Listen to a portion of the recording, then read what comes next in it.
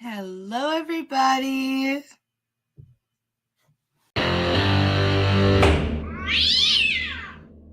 State of Michigan versus Gregory Simmons, case number 24 FB 1273.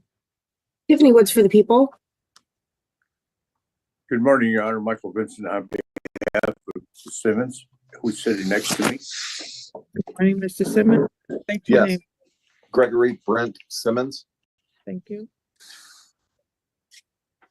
All right. Today's the day and time scheduled for sentencing in this matter. One moment. Oh, yes. Okay. All right. Have you had a chance to review the pre-sentence investigation report with your client? Yes, Your Honor. And any deletions, additions, or corrections to be made to that? Nothing factual. No mistakes. Thank you. All right. From the people. Judge, I also had an opportunity to review the pre-sentence report recommendation, and I believe that the complaining witness, Sean Rice, may be present to make a statement to the court. And I believe he's also requesting restitution. I don't have the total amount. I don't know if that's the total amount at this time, so I would ask the court to reserve restitution at sentencing, Judge, as well. Mm-hmm.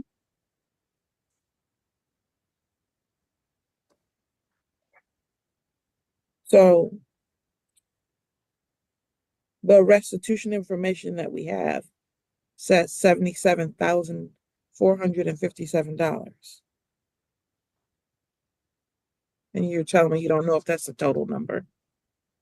Judge, I don't have that. I was just emailed some restitution documents this morning. I believe from what he paid out of pocket was different from what came from the insurance, but Judge, I'd have to sit down and look at all those documents. There's like 3 different documents that I just got emailed to me this morning. So that's why I'd ask for restitution to be reserved. All right, thank you.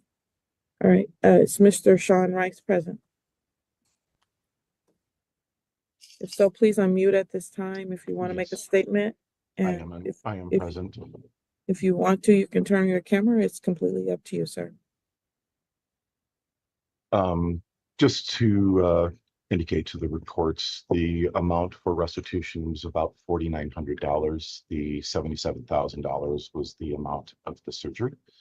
Out of pocket, I have just about $4,900, which is what I sent over this morning or last night regarding that. And it's $4,182 that comprises medication, mileage, doctor visits, and equipment that I had to buy for physical therapy. Other than that, the insurance has covered everything at about 100%. So I think the total was just over almost $90,000. This has been, I'm going to hope to get through this without breaking down. This has been really traumatic for me and my family. This man chased me down for 10+ miles, stopped twice. I had called 911 twice on him. I told him the very first time, within 30 seconds of him walking up to my car, that he was being recorded.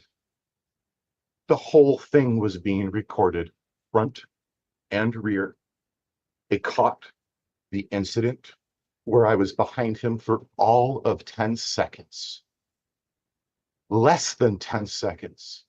And then he violently attacked me because I was behind him. And he didn't want to pull over when he was doing 70 miles an hour in the left lane. I didn't flip him off. There was no aggression on my side. There was no anger, no frustration, no anything. In the video, you can actually hear me say, "Thank you. I can go about my day now. I don't have to deal with some jerk slamming on his brakes in front of me." And then the next thing I know is I think that I hit him. And so we pull over and he's coming at me And in my car, within 30 seconds of stopping, and I'm on the phone with 911, he then chased me for another 8 miles, 10 miles to the Rawsonville exit, where he violently attacked me through my window without provocation. I didn't flip him off at any point in time. I didn't tell him he was a jerk. The only thing that I could have ever been accused of was holding my fingers up like this and saying to myself in my car, you must have a small unit. And then I was violently attacked. And for the rest of my life, I have to deal with a broken arm because this man violently attacked me for no reason. He's affected my family. We want to move. We don't feel safe anymore because we feel that he has our address because he was given our information unredacted at the last court case. So he knows where we live. And I feel totally violated at this point that I have no information about him other than his name. That's all I know about this man is his name and that he attacked me.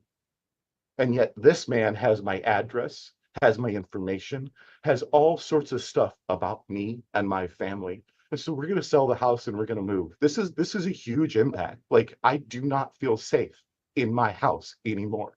And I want a personal protection order to ensure that this man does not come near my house. Because this has been seriously traumatic. I was telling the person who spoke to me yesterday regarding this, Miss Johnson.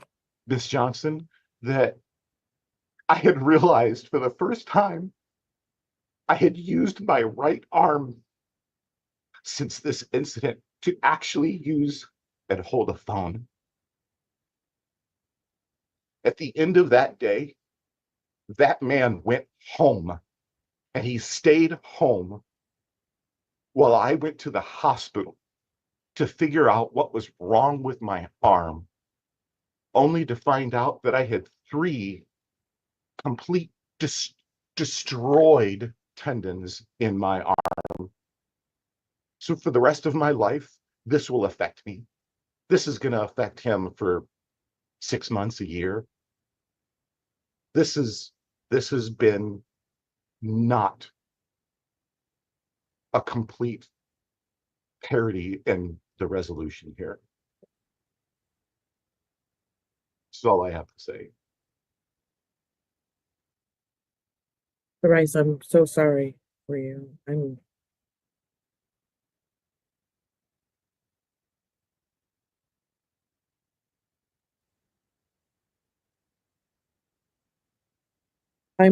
So this was handled at the preliminary examination stage.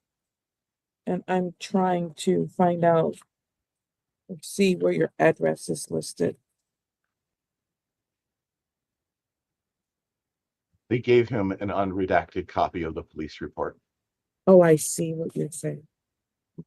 Okay. And I asked the prosecutor if I could have an unredacted copy of the police report, and he told me no. And I asked him why, and he said, because. And I said, why does he get it? And he goes, because he's the victim. And I'm like, well, I'm sorry, he's on trial. And I'm like, well, wait a minute. I'm the victim of this person who attacked me. I should know who this person is. There should be no doubt in my mind that I'm not going to go to a business where he's at, a location where he's at, his house. I don't want to accidentally go near him. Like, this is horrible. I understand. Probably better than you realize. I understand, sir. Judge, I also just wanted to add that there was I didn't handle this guilty plea. It looks like it was handled in another court. I don't believe a Cobb's was done on this. And I know that based on from what I can hear from what how the complainant feels, and you know, some discussions or some emails that I've got that you know, we would be requesting some sort of jail time in this upfront jail, Judge. I just think this behavior is outrageous, that it came to this. I mean, road rage is something that we should never allow to happen in our society, where someone just gets a slap in the wrist. This is very concerning to the people that that this incident happened, and to the fact that then he went back to his home after. So we have very, very strong concerns about this defendant's behavior, Judge. You say he went back to his home. I'm not sure what you're saying there. Didn't he get your address and go back to your home? He's not saying that. I'm not yet. I can't He's prove that. saying that his Yeah. address has been provided to him, to the defendant in this case, making him feel very unsafe. And he knows nothing about this individual other than his face and maybe his name. I'm other than his face and his name, and he has no way of knowing where this individual works, lives, shops, and he does not want to have any contact. He feels very vulnerable, is what he is saying. I understand now, Judge. Then, you know, we'd also ask, I know you're going to do a no contact with the complainant, but then a no go to his address as well, Judge. Your Honor, I have cameras in my house, and I can't prove it. I can't prove it because I don't have a license plate. But there was a blue car multiple days after he was released that drove by my house very slow several times. It was caught on camera. Again, I can't prove it. And being nervous and over this is what I did, is I went immediately and I started watching. This is how traumatic this has been. I've been watching my cameras. Like, I've been watching the street almost every single day to see if this person has driven by my house. But I only saw it once, and this is why I said I can't prove that it was him, but there was a blue car that looked exactly like his car, the same model number and everything, that drove by my house several days later. And this is why I made a comment. Like, I want a personal protection order. I don't feel safe. So I can tell you, sir, that I can do what's called a no contact order. Personal protection orders are separate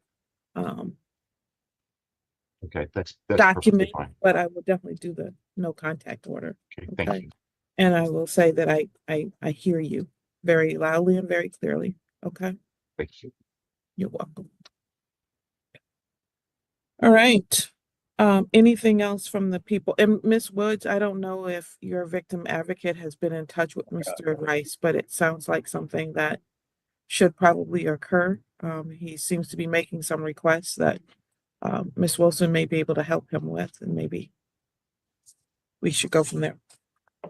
Yes, Judge. I believe she's on here today on Teams, and I will also email her to give her a heads up about this, Judge. Thank you. Your Honor, may I address the court? You may. Unfortunately, myself, I watched the video. I don't think anybody else involved in this discussion has watched the video of the incident. If they had, they would see that my client pulled into a gas station. Mr. Rice was across the street at a bank. He drove across the street up to my client. Rather than leave, go home, call 911, or stay in the bank parking lot, he drove right across the street and confronted my client. My client went over there. It appeared that he was reaching for a gun. He reached in and pushed the guy so as not to have pull out a gun. Mr. Rice slammed the door into my client, got out of the car, proceeded to swing punches at him, one after another, to the point that my client had to back up at least 10 to 15 feet to avoid getting hit in the face, one punch after another. My client then put a wrestling takedown hold on him. They went down on the ground. Mr. Rice said, "I quit," and that's the end of the fight. Mr. Rice swung at him first. Mr. Rice came across the street from the bank to confront my client. The video would show all this. I watched that video, I don't know how many times. Your Honor, he has obviously missed a great portion of the video. If you really read I the didn't miss police- anything, if sir. I you- did not oh, miss Wait, please anything. allow- everybody please stop allow- talking. Everyone, please mute. This is what's Please. gonna happen. I'm gonna watch the video myself so I can make a decision about what happened. And Mr. Vincent, I can tell you that if it is consistent with what the police officer wrote in this report, your client's gonna get some jail time. I would appreciate the court to look at the video. I will do that. We'll adjourn the sentencing. I will review the video.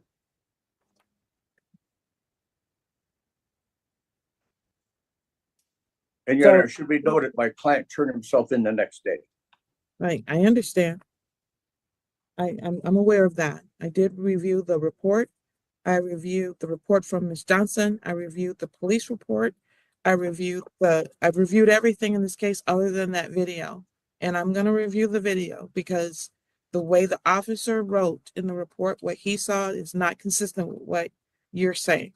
So I will review the video. I'm relying on my memory regarding that video, but I'm giving you my best memory on that video. I understand, And- but what and I'm telling you, and I'm I being understand. very clear, so your client should be prepared that if I review that video and it's consistent with what the police officer said, he will get some jail time. Thank you. Thank you. Sentencing in this matter will be adjourned to December 5th, 2024 at 11 a.m. in person. Bond will continue until then. Who's going to send me the video? We can. Judge, there's a couple of videos. There's a Facebook video shows a different perspective. There's the gas station video that the police officers had found, and then there's my dash cam video, which shows from the front of my vehicle itself. I'm not sure which ones Mr. Vincent is referring to, but the police station, the gas station video shows him as the officer indicated coming up to the vehicle, and the Facebook video also shows that as well. And then all of the occurrences that Mr. Vincent indicated where I was defending myself. Can I have does anyone have the dash cam video? The dash cam video should be in a Google Drive. I have access to that. I can share that if you need. I have front and Please. rear of all of the drive and everything. It's about 10 minutes long. Please provide that to the prosecutor's office, and Okay. the prosecutor will then share it with Mr. Vincent and his client, and then I would need to see any and all videos that everyone has. I want to have a full understanding of what happened that day. Your Honor, the video I have, I received from the prosecutor's office. Through Like discovery. all videos that are present, so I can get a full understanding of what happened that day.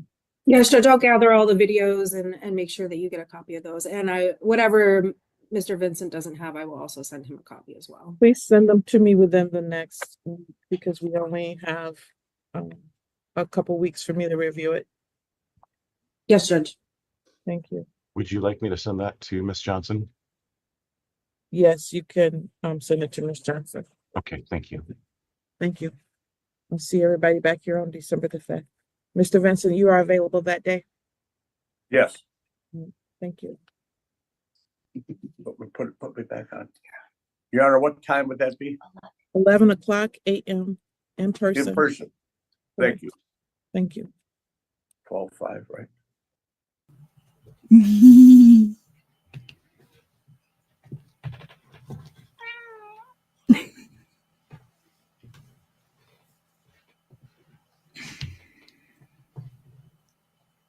Be safe, be well, sleep sweet, and much love.